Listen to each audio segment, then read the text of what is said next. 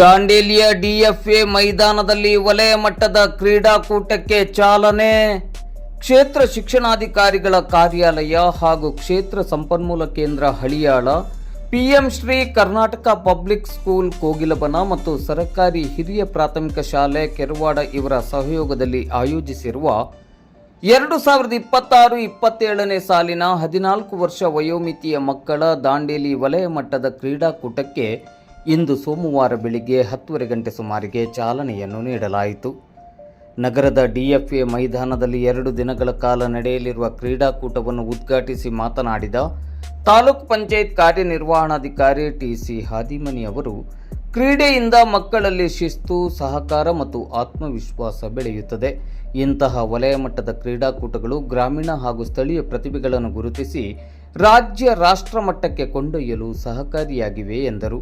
ಕಾರ್ಯಕ್ರಮದಲ್ಲಿ ಮುಖ್ಯ ಅತಿಥಿಗಳಾಗಿ ಭಾಗವಹಿಸಿ ಮಾತನಾಡಿದ ಮಾಜಿ ನಗರಸಭಾ ಸದಸ್ಯರಾದ ಮೋಹನ್ ಹಲ್ವಾಯಿ ಅವರು, ಇಂದಿನ ಮಕ್ಕಳು ಮೊಬೈಲ್ ಹಿಡಿದು ಕೂರದೆ ಮೈದಾನಕ್ಕೆ ಬಂದು ಆಟವಾಡಬೇಕು. ಸೋಲು ಗೆಲುವು ಮುಖ್ಯವಲ್ಲ, ಭಾಗವಹಿಸುವಿಕೆ ಮುಖ್ಯ. ಕ್ರೀಡೆಯಿಂದ ದೇಹಕ್ಕೆ ಆರೋಗ್ಯ, ಮನಸ್ಸಿಗೆ ಧೈರ್ಯ ಬರುತ್ತದೆ. ಈ ವಲಯ ಮಟ್ಟದಲ್ಲಿ ಗೆದ್ದು ತಾಲೂಕು, ಜಿಲ್ಲಾ, ರಾಜ್ಯ ಮಟ್ಟಕ್ಕೂ ಹೋಗಿ ದಾಂಡೇಲಿಗೆ ಕೀರ್ತಿ ತರಬೇಕು ಎಂದು ಮಕ್ಕಳಿಗೆ ಹುರಿದುಂಬಿಸಿ ಇಲ್ಲಿಯ ಕ್ರೀಡಾಂಗಣಕ್ಕೆ ಅಗತ್ಯ ಮೂಲಸೌಕರ್ಯವನ್ನು ಒದಗಿಸಿಕೊಡುವಲ್ಲಿ ಡಿಎಫ್ಎ ಆಡಳಿತ ಮಂಡಳಿಯು ವಿಶೇಷ ಕಾಳಜಿಯನ್ನು ವಹಿಸಬೇಕು ಮತ್ತು ಈ ಬಗ್ಗೆ ಶಾಸಕ ಆರ್.ವಿ. ದೇಶಪಾಂಡೆ ಅವರಿಗೆ ಮನವಿಯನ್ನು ಮಾಡುವುದಾಗಿಯೂ ತಿಳಿಸಿದರು.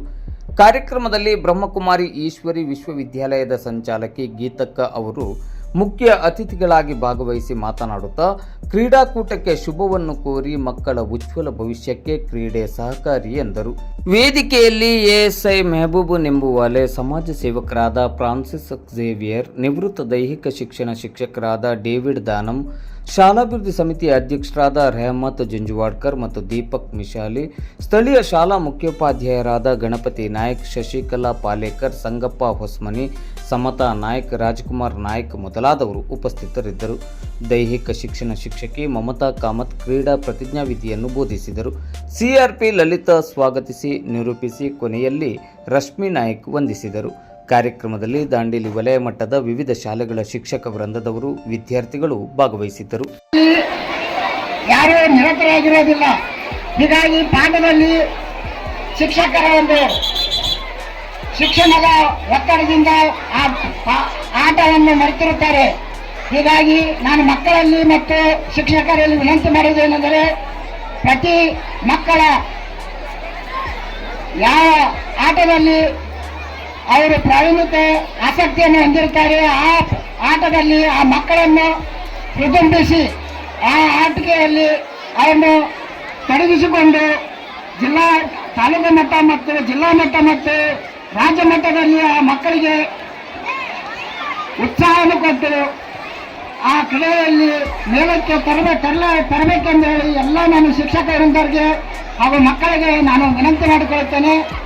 ಮಕ್ಕಳು ಈಗ ನಾನು ಮಕ್ಕಳಲ್ಲಿ ಯಾವುದೇ ಒಂದು ಸೋಲು ಗೆಲುವು ಅನ್ನೋದನ್ನು ಇಟ್ಕೋಬಾರ್ದು.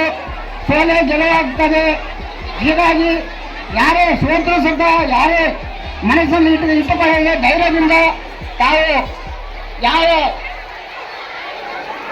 ಆಟದಲ್ಲಿ ಪರಿಣಿತರಿರ್ತಾರೆ ಎಂಬುದನ್ನು ಆಸಕ್ತಿಯನ್ನು ಇದರಲ್ಲಿ ತೋರಿಸಿಕೊಡ್ಬೇಕಂತೇಳಿ ನಾನು ಇಲ್ಲಿ 2 ಮಾತುಗಳನ್ನು ಅಭ್ಯಾಸ ಜೊತೆಗೆ ಆಟ ಚಟುವಟಿಕೆ ಕೂಡ ಇರಬೇಕು. ಯಾಕಂದ್ರೆ ದೈಹಿಕವಾಗಿ ಮನುಷ್ಯ ಎಷ್ಟು ಸದೃಢವಾಗಿರ್ತಾನೆ ಅಷ್ಟೇ ಮಾನಸಿಕವಾಗಿ ಅವನು ಜೀವನದಲ್ಲಿ ಸರಿಯಾಗಿರ್ತಾನೆ ಅನ್ನುವಂಥದ್ದು ಮಾತನ್ನು ಹೇಳ್ತಾ, ಈ ಕ್ರೀಡಾಕೂಟ ಪ್ರತಿ ವರ್ಷ ಈ ಮಳೆಗಾಲದಲ್ಲಿ ನಡೀತದೆ. ಗ್ರೌಂಡ್ ಕೂಡ ಬಹಳ ವ್ಯವಸ್ಥೆಯಲ್ಲೂ ಕೂಡ ನಮ್ಮ ದಾಂಡೇಲಿ ಎಲ್ಲ ಶಿಕ್ಷಕರು ಇಂಥದ್ರಲ್ಲಿ ನಡೆಸ್ಕೊಂಡು ಬರ್ತಾ ಇದ್ದಾರೆ.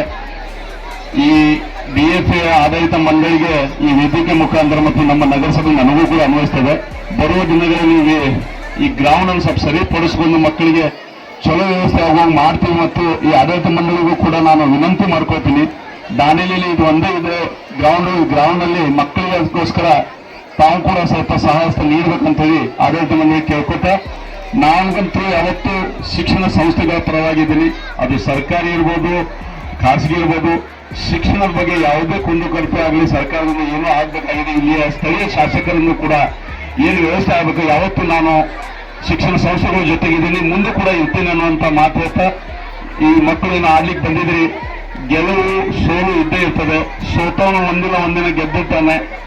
ಹಾರ್ ಕೆ ಬಾದ್ ಮೇ ಜೀತೆ ಅನ್ನುವಂಗೆ ಈ ಬಾರಿ ಸೋತ್ರೆ ಮುಂದಿನ ಬಾರಿ ನಾನೇ ಗೆಲ್ತೇನೆ ಅಂತ ಒಂದು ಮನಧನದಲ್ಲಿ ಇಟ್ಕೊಂಡು ಇಂಥವೆಲ್ಲ ಕ್ರೀಡಾಕೂಟದಲ್ಲಿ ಭಾಗವಹಿಸಬೇಕು. ಮುಂದೆ ನೀವು ಕೂಡ ದೈಹಿಕವಾಗಿ ಚೆನ್ನಾಗಿ ಬೆಳೀತೀರಿ. ಈ ದೇಶದ ಮುಂದಿನ ಪ್ರಜೆಗಳು ನೀವು. ನಿಮ್ಮಲ್ಲಿ ಬೇರೆ ಬೇರೆ ಚಟಕ್ಕೆ ಹೋಗದೆ ಇಂಥ ಆಟಗಳಲ್ಲಿ ಹೆಚ್ಚಾಗಿ ಭಾಗವಹಿಸಿ ವಿದ್ಯಾರ್ಥಿ ಜೊತೆಗೆ ನಿಮ್ಮ ಬದುಕು ಕಟ್ಕೋಬೇಕು ಅನ್ನುವಂಥ ಮಾತು ಹೇಳ್ತಾ ಈ ವೇದಿಕೆಯಲ್ಲಿ ನಾನು ಮಾತಾಡಲಿಕ್ಕೆ ಅವಕಾಶ ಕೊಟ್ಟಂತ ಎಲ್ಲ ಶಿಕ್ಷಕ ಬಂಧುಗಳಿಗೆ, ಎಸ್ಎಂಸಿ ಅಧ್ಯಕ್ಷರುಗಳಿಗೆ ತಮ್ಮೆಲ್ಲರ ಒಂದಿಸಿ ನಾನು ಮಾತು ಮುಗಿಸ್ತೀನಿ. ಜೈ ಹಿಂದ್, ಜೈ ಕರ್ನಾಟಕ. ಬಂದಿದ್ದೀರಾ. ನಿಮ್ಮ ಎದುರುಗಡೆ ಸಂತೋಷ ತುಂಬುವಂತ ಒಂದು ಎಲ್ಲ ಕಪ್ಪುಗಳು ಇಲ್ಲಿ ಇಟ್ಟಿದ್ದಾರೆ. ಇದನ್ನು ನೋಡುತ್ತಾ ಪ್ರತಿದಿನನೂ 2 ನಿಮಿಷ ಪರಮಾತ್ಮ ನೆನಪು ಮಾಡಿ ಈ ಕಪ್ಪು ನನಗೆ ಜಯವಾಗ್ಲಿ, ನನಗೆ ಸಿಗಬೇಕು, ನಾನೇ ಜೀತ ಆಗ್ತೇನೆ ಅಂತೇಳಿ ಈ ಕಪ್ಪನ್ನು ಪಡ್ಕೊಳ್ಬೇಕಾದ್ರೆ ಮೊದಲು ನಿಮ್ಮ ಮನಸ್ಸನ್ನು ಶಾಂತವಾಗಿರ್ಬೇಕು.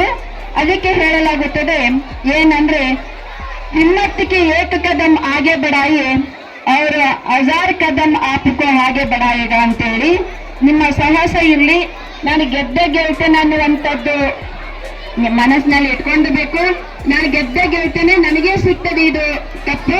ಅದಕ್ಕೆ ಧೈರ್ಯವಾಗಿರಿ, ಹಿಮ್ಮತ್ತನ್ನು ಎಂದು ಕಳ್ಕೊಳ್ಬೇಡಿ, ಸಾಹಸ ನಿಮ್ಮಲ್ಲಿ ಇರಲಿ ಅಂತೇಳಿ ನಾನು ಒಂದೆರಡು ಮಾತನಾಡಿ ಮುಗಿಸ್ಕೊಂಡು ಧನ್ಯವಾದವನ್ನ